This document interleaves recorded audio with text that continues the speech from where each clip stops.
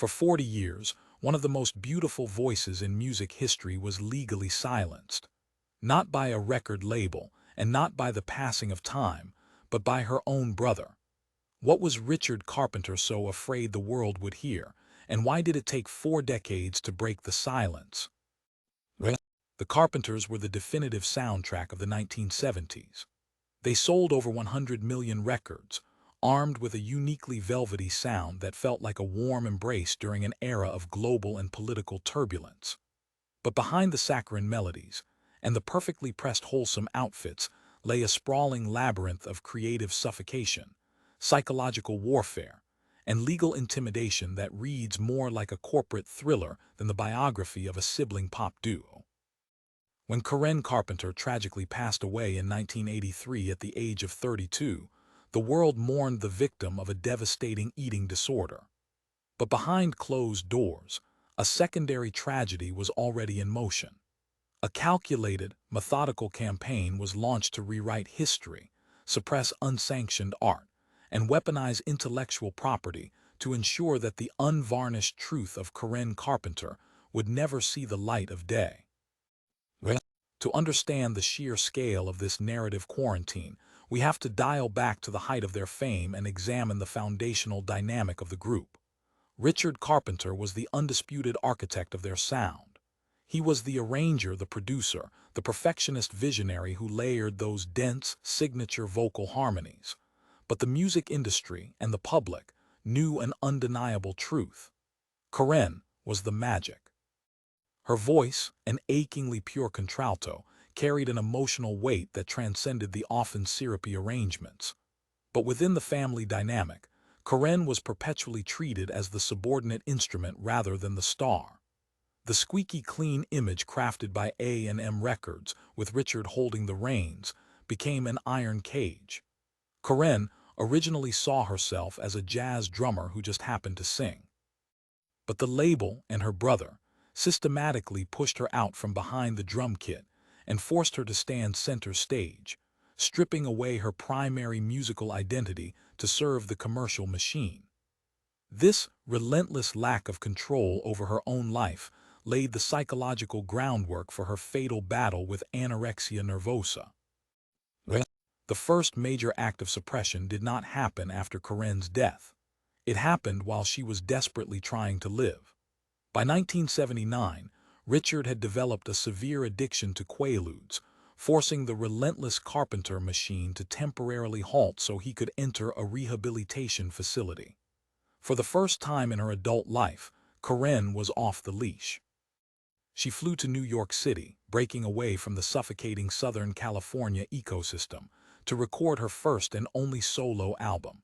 She teamed up with legendary producer Phil Ramone, the man behind Billy Joel and Paul Simon, aiming to shed the childlike innocence her brother had mandated. Karen wanted to grow up. The New York sessions were a revelation. She explored disco, pop rock, and mature lyrical themes.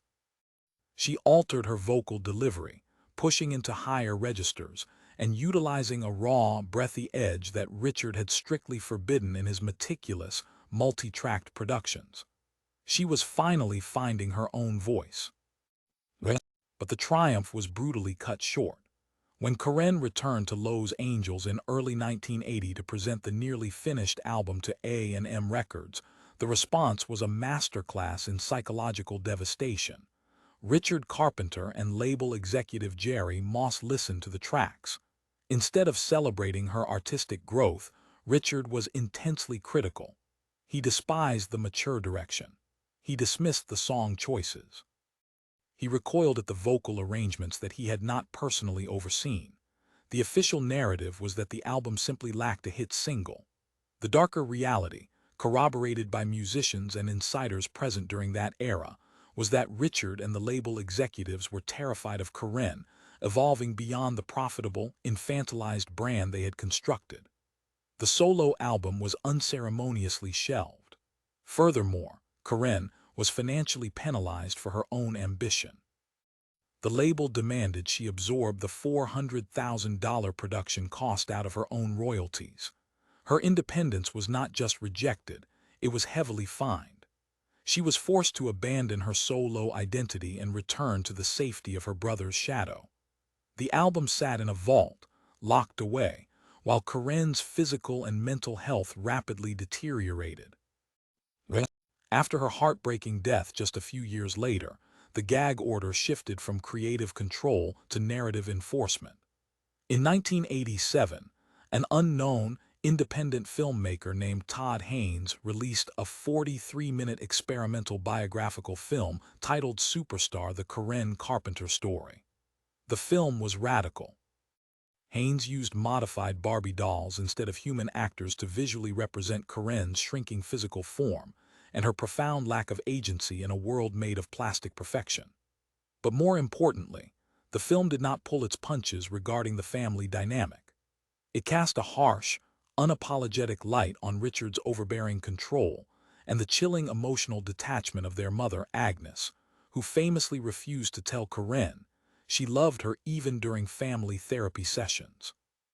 Superstar was deeply sympathetic to Karen, framing her not just as a victim of a disease, but as a victim of her own family's relentless pursuit of an unblemished public image. Richard's reaction was swift and merciless. He did not file a defamation lawsuit. Doing so would have required a public trial, putting the family's dirty laundry on the public record and forcing a legal debate over the truth of the film's claims. Instead, Richard utilized a brilliant, albeit draconian, legal loophole. He weaponized copyright law. Haynes had used several Carpenters songs in the film without obtaining the proper synchronization licenses. Richard sued for copyright infringement and won an ironclad injunction. The court ordered that all copies of the film be destroyed, and it was legally banned from ever being screened, distributed, or sold. The underlying message was clear. If you attempt to tell the unvarnished truth about the Carpenter family, your work will be annihilated. Richard successfully silenced the film, but ironically, his heavy-handed legal maneuver turned Superstar into an underground legend. For decades, degraded VHS bootlegs of the banned movie were passed around in secret among film students and music historians, acting as whispered testaments to the truth Richard tried to bury. With unauthorized narratives legally crushed, Richard took complete control of the historical record. In 1989, a television movie simply titled The Karen Carpenter Story aired on CBS. Richard was the executive producer. This sanctioned biography was a masterclass in PR sanitization. While it acknowledged Karen's eating disorder, it dramatically softened the edges of the family dynamic. The mother's coldness was downplayed into mere generational misunderstanding.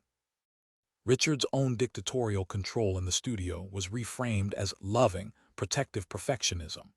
By holding the keys to the music catalog, Richard dictated exactly who could tell Karen's story and how. Any biographer or documentarian who wanted access to the iconic music had to play by Richard's rules, effectively creating a 40-year non-disclosure agreement around the darker elements of Karen's life. Writers who dared to look deeper received cease and desist letters. The narrative was hermetically sealed. Richard wasn't just the guardian of the estate, he was the warden of his sister's memory. But the rigid walls of this intellectual property fortress eventually began to crack, eroded by the sheer force of independent journalism and the advent of the digital age.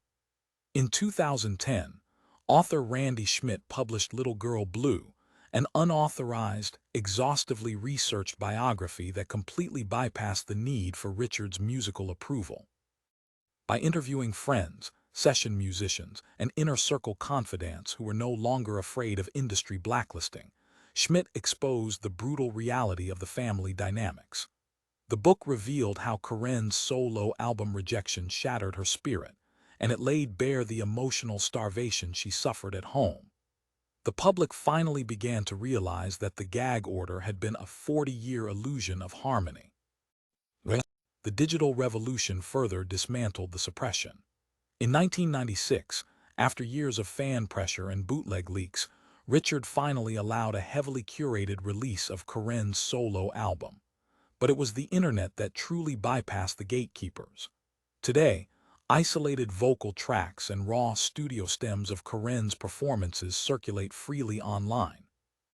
When you listen to these isolated tracks, stripped of Richard's dense, saccharine orchestration, you hear something breathtakingly raw.